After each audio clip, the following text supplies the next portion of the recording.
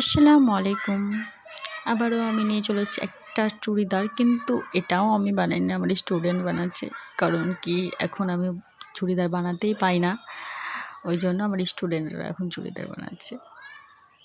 তো প্রথমে যেটা চুড়িদারের ঝুল আছে ওটা হচ্ছে ৪২, আর মোহরি হচ্ছে ৭, কোমর ১১, ছাতি ১২। তো এই গলার শেপটা দেওয়া হয়ে গেল, আমার তো মাপ কাটা হয়ে গেছে। এবার কেটে নিলেই হয়ে যাবে, পুরো কাটিংটা শেষ। আর এটা একটু, যেহেতু আমার স্টুডেন্ট কাটছে, সে খুবই আস্তে আস্তে, আর মানে কি বলবো, কারণ বেশি দিন আর হয়নি শেখানো, তো তাই জন্য একটু কাটতে অসুবিধা হচ্ছে। বাট ঠিক আছে, তাও আমার মনে হয় তার যথেষ্ট ভালো করছে।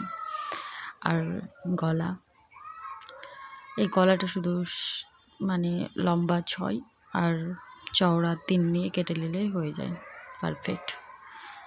দিয়ে এবার কাটিং হয়ে যাওয়ার পর চাপ সেলাই।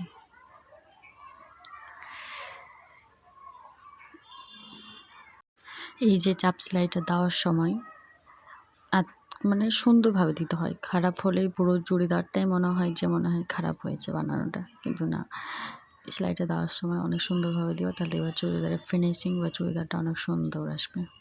শেষ আমার।